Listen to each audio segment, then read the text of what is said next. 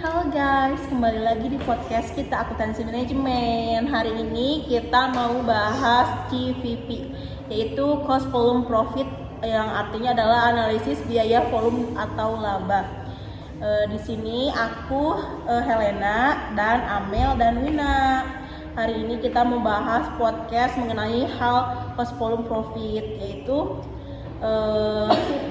tentang keuntungan usaha kita, penjualan naik tapi laba belum terlalu besar. Apa ada cara untuk menghasilnya? Menurut kalian tuh gimana sih cara menghasilkan laba dalam sebuah penjualan itu? Ada hal kita bisa menggunakan cost volume profit analysis atau analisis biaya volume dan laba. Nah, saya tuh pernah dengar istilah itu, tapi belum terlalu paham apa sebenarnya CVP analisis itu. CVP analysis adalah metode untuk mengetahui hubungan antara biaya, jumlah penjualan, dan keuntungan perusahaan. Dengan analisis ini, kita bisa menentukan berapa banyak produk yang harus dijual agar perusahaan tidak rugi maupun untuk mencapai target laba tertentu. Berarti analisis ini penting banget ya untuk ngambil keputusan. Betul sekali, misalnya untuk menentukan harga jual, target penjualan, hingga perencanaan laba. Komponen utama dalam CVP itu apa saja sih? Ada 3 komponen utama. Yang pertama itu biaya tetap, fixed cost.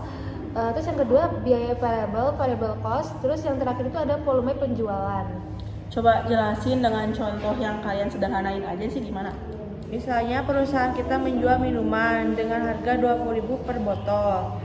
Biaya variabel per botol 12 ribuan dan biaya tetap perusahaan 40.000 per bulan. Berarti keuntungan per botol adalah selisih harga jual dengan biaya variabel. Benar, itu disebut contribution margin.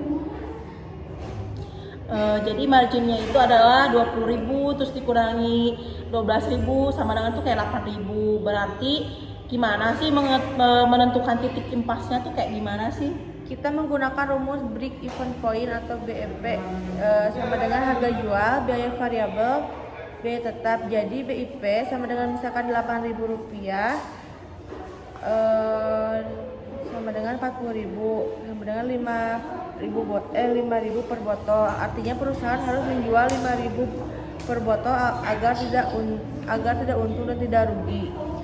Kalau penjualan di atas 5.000 botol berarti perusahaan mulai memperoleh laba. Tepat sekali. Oke, berarti kalau kalian ingin tahu labanya itu kayak 20.000. Kalau 20 juta itu gimana sih?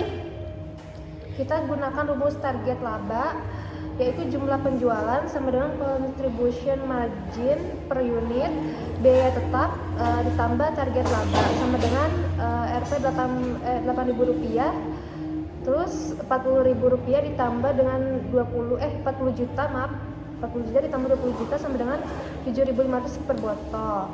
Jadi kita harus menjual 7.500 botol untuk memperoleh laba sebanyak 20 juta rupiah.